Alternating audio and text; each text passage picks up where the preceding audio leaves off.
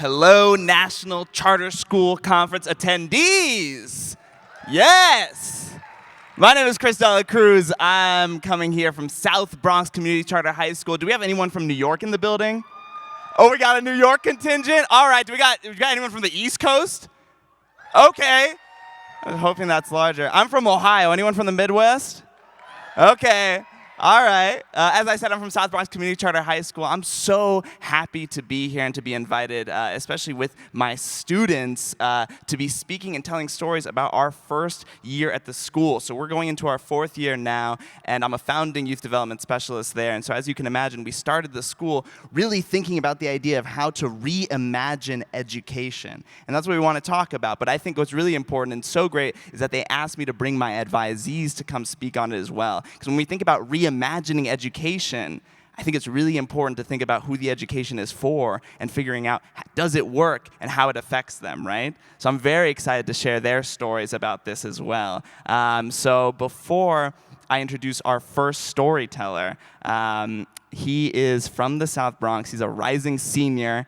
He's a dope music producer. He also does finances and real estate. And it's really nerve-wracking to be the first storyteller. So what I want to do is I want to warm you up. If we could, we're going to go to a level 0 to a level 10, okay? Level 0 as if it's like a solid golf clap. Level 10 as if Beyonce's coming out and performing for us at MGM Grand. Can we do that?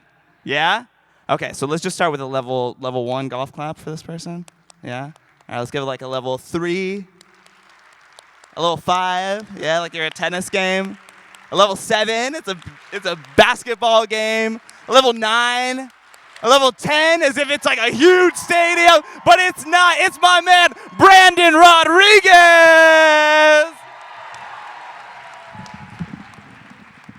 Oh, man.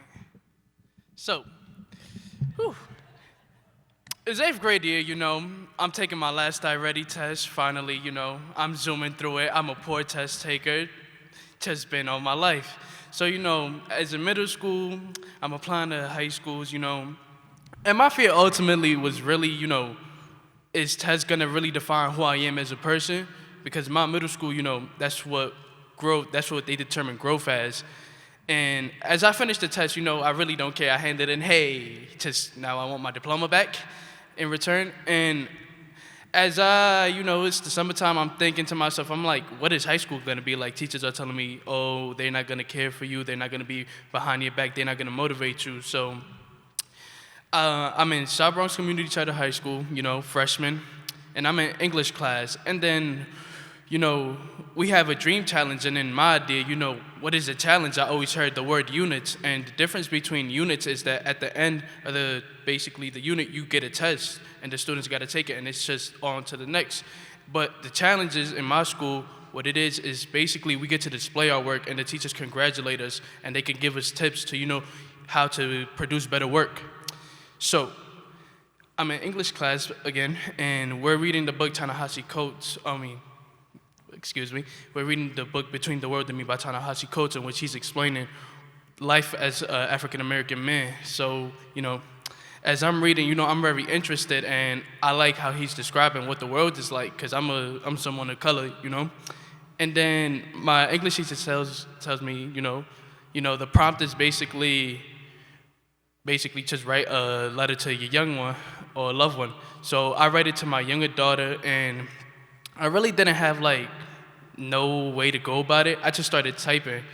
So as I'm writing, I never had the experience to actually tell a staff member who I really was as a person outside of school and what are my personal struggles that I go through. So literally while I'm writing this is basically explaining what would I like my mom or my dad to tell me, their struggles, what they've been through. So, as I'm writing, I submit it, click, I'm happy, I feel good about it. I feel like nobody's gonna read it, and I just, get a good grade. And then I got a good grade, surprisingly, and I was proud. I'm like, high school's not that hard.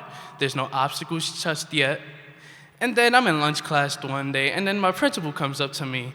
He was like, I really like your work. In my idea, I'm like, what work are you talking about? I'm surprised. And then he tells me, I was just ultimately the one oh God, you really recognizing me for my work. And in middle school, I was just, not recognized for things, and it was a surprise. And, he tells me, oh, I want you to read an excerpt, because we're gonna have an assembly in front of everyone in the school. And I'm like, are you sure? Like, I don't really want to open up myself to, like, to everyone in the school. And he's like, are you scared? I said, yeah, why wouldn't I be scared? I'm a freshman. I don't know anybody here.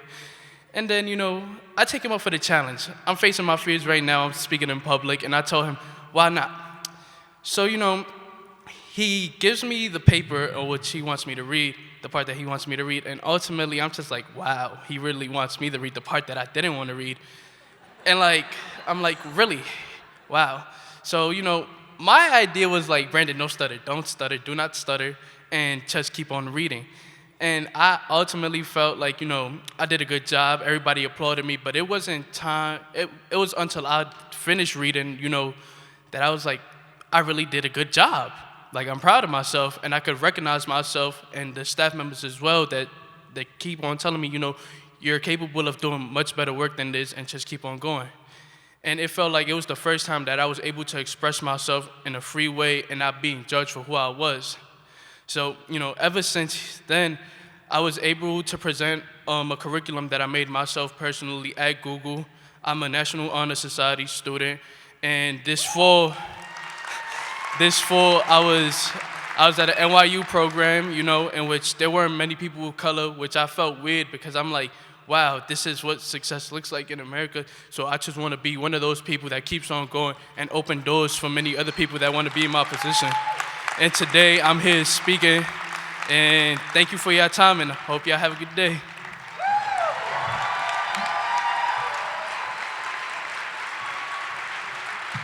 Keep it going for Brandon Rodriguez, everyone. Yes.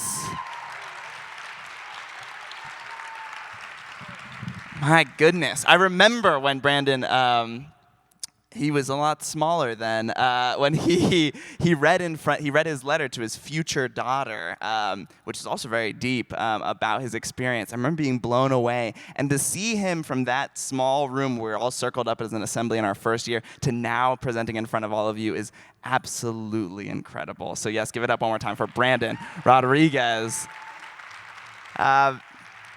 I'm super hyped for our next storyteller. He's a boxer. You might see him at MGM Grand one day. He also is very into fashion. He might be designing Dior shoes at some point. I want you to give, you've been an incredible audience, so give as much love as you did, Brandon, for my man, Austin Smith.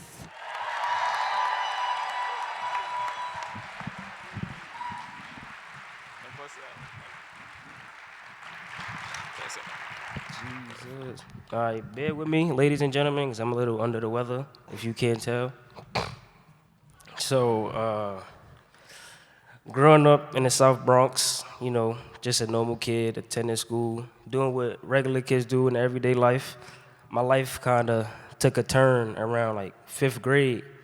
I had lost my stepfather, which made me become very angry in a way. And I just push people away and stuff like that, which led me to get into a lot of trouble in school, with fights, arguing with teachers, not showing up to class. And on top of that, I already had felt that my principal didn't like me because of who I was, or me getting along with all the kids. I was a class clown, in her words. So she kind of made me not really want to attend high school as much as I did before, because she made me think all principals and teachers were going to be strict, or how she delivered herself made me think that's how high school was going to be, because it was a higher level of education and people took it more serious. So I thought they was going to be just as strict as her. So me attending high school it paid off in the end. So it was a couple weeks before we taking the state test, we applying for what high schools you wanted to go to. And I applied to a couple Catholic schools, charter schools, public schools. And I was supposed to attend a Catholic school, but my best friend said he was gonna attend this high school, South Bronx Community Charter High School.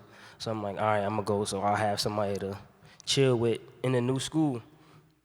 So I get enrolled into the school already. Me and him both enrolled into the school.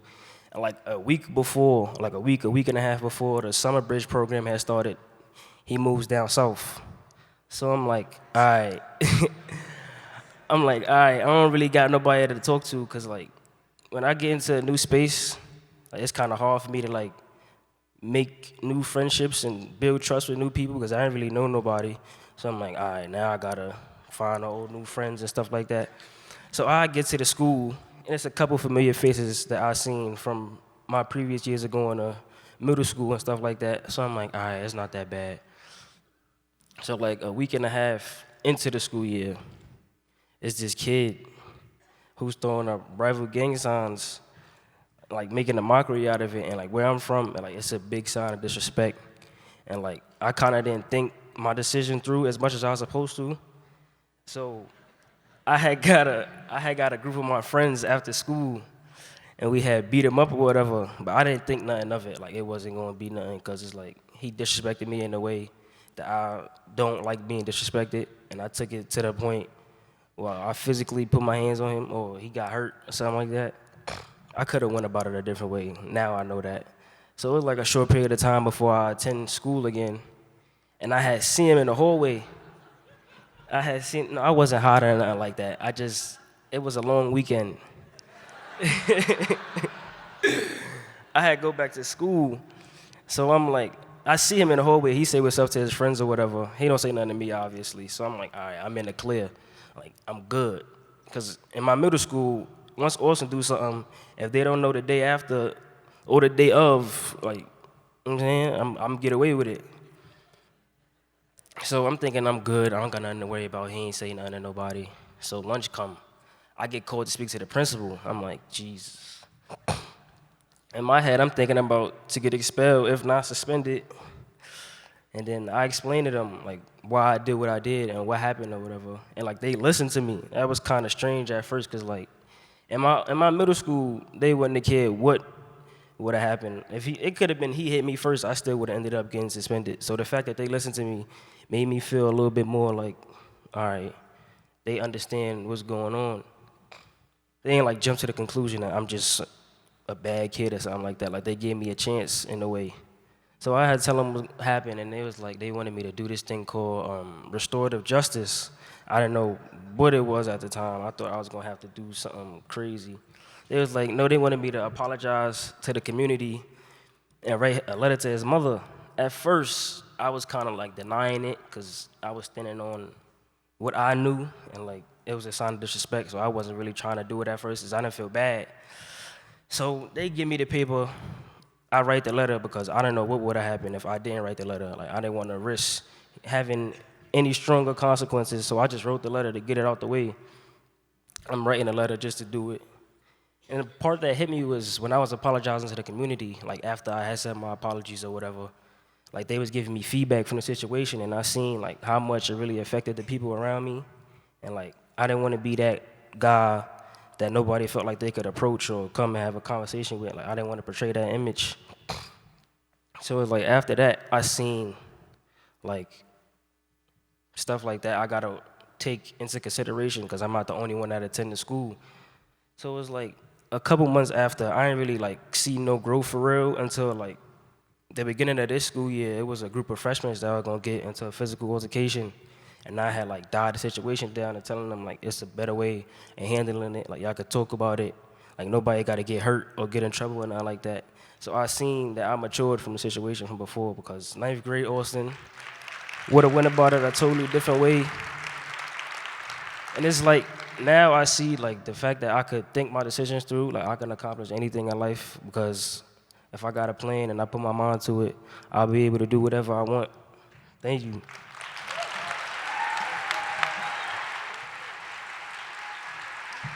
Keep it going for Austin Smith. My goodness. Yes.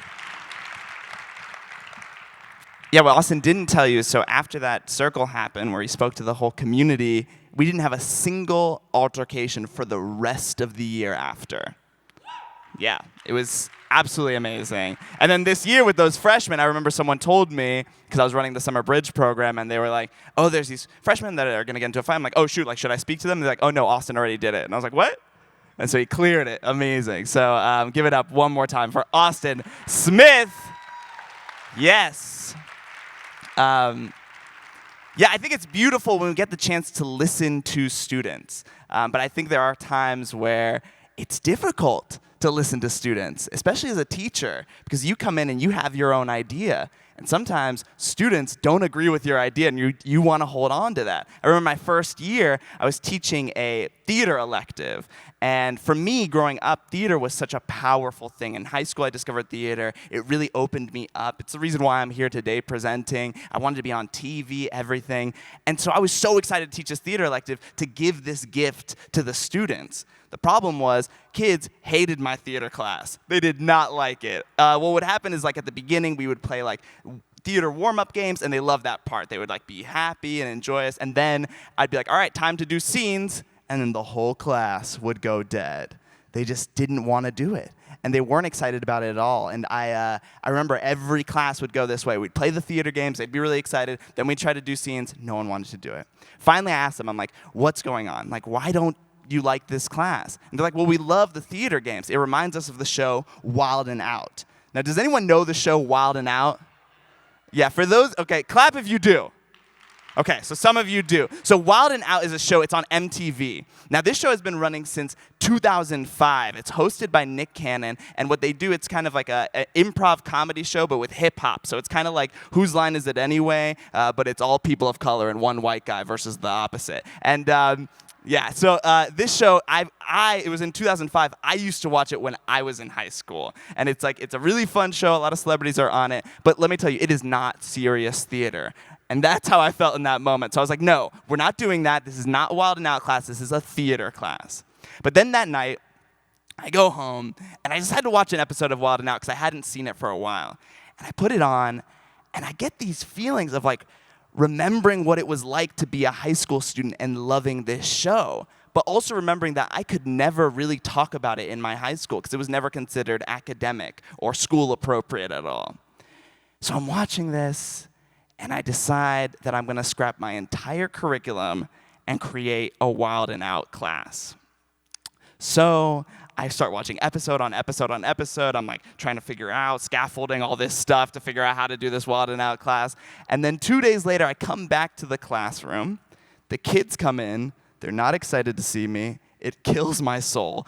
And I play the Wild 'N Out theme. And all of a sudden, they're like, what's going on? What's going on? And I'm like, you guys, we're going to change this whole class. It's going to be called Freestyle Comedy, and it's going to be based on Wild 'N Out. And their minds are blown. They're like, oh, my goodness, are we going to play Talking Spit? And I'm like, yeah. He's like, are we going to play Remix? Yeah. Are we going to play R&B? Yeah. Is Nick Cannon going to come? And I'm like, I don't know. Sure, Nick Cannon will come. Only if you guys do a showcase at the end. So they are set. And let me tell you, this ends up being one of the easiest classes I have ever taught ever. I'm talking like these students are leading the class themselves. They're throwing out games. They're teaching other people how to do it. And it's a blast the whole time. And finally, we get to the point where we're going to do this showcase. And I'm really excited. I mean, this becomes like the really cool class. Like other kids are skipping their class to sneak into my class, you know, so I have like total bragging rights. And it's time for the showcase. And the kids are like, well, is Nick Cannon coming? And I'm like, oh, right, Nick Cannon. I said he would come, right? And I'm like, okay, all right, what do I say? I'm like, okay, well, Nick Cannon will come if we make a video and we send it to him. And they're like, yo, bet. So they make an entire video, and they direct it and everything, and this is the intro to that video. Yo, Nick. Yo, Nick. Yo, Nick. Yo, Nick. We are students at the South Bronx Community Charter High School. And we want you to come to our freestyle comedy performance. Based on your show, Wild 'N Out. So the rest of the video is them showing different clips of the class, different exercises we do. But then we have this whole debate because at the end, they want to do this, they want to include this part that has to do with wild style. Now, wild style is the part at the end of the show where, so there's 3 rounds, and then they have a bonus round where they do freestyle roasting of each other, the 2 teams. And I tried this in the classroom, and kids got really emotional about it, and we had to stop it. But they really wanted to put in this one part because there's this constant joke on the show that Nick Cannon used to be married to Mariah Carey, and they got divorced. So a lot of people roast him about it. And Christian was like, I really want to do a Mariah joke in the video. And I was like, no, we're not going to do that. That's disrespectful. And he's like, well, it's our video, so we can. So this is what he ends up saying. And I'm just saying, Maybe you help us out, us little kids. Maybe Mariah will come back to you. Maybe Mariah will come back to you. Anyway, so that's our video. I try to send it to everyone I know, and I'm trying to send it, and I'm getting in contact with like different comedians who are part of the show, but I still can't get in contact with Nick Cannon. No one can get me to Nick Cannon, and it's days and days, and the showcase is coming, and I'm like, I don't know if I can do this. But then another teacher comes up to me and he said, "Oh, Chris, I gave your video to a friend of mine. He works for Black Lives Matter, and he knows Nick Cannon." I was like, "Oh, great. I'm glad. I hope he gets to see it." He goes, "Oh, Nick Cannon saw it. He's going to come in 2 days." Yeah. I'm like, what? So I bring it to the kids. They freak out, right? Their showcase is supposed to be happening in a few weeks. They put it all together.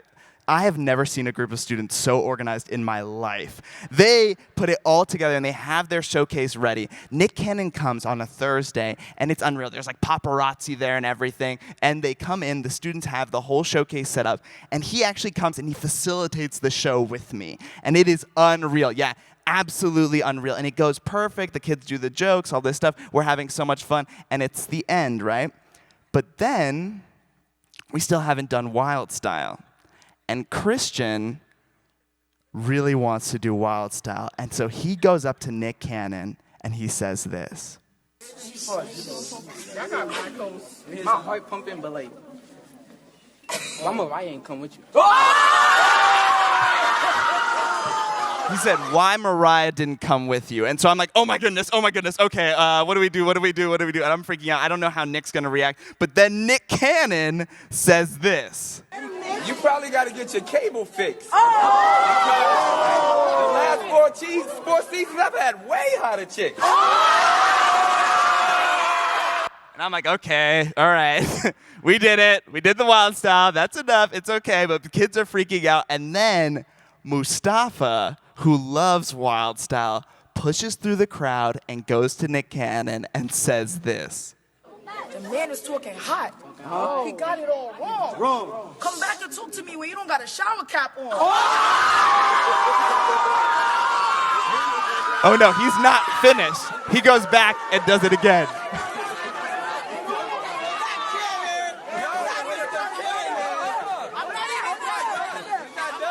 He said, "I'm not even done." Hold it down. Got the belt, think he's fly as fly can be. Man, what's this on your head? You look like you're from Aladdin 3. Said, "You look like you're from Aladdin 3. And so I'm worried, but of course Nick Cannon. I thought I was in the Bronx. Talk to him, Nick. Where they wear their caps to the back. I ain't never seen a young kid wear fitted naps.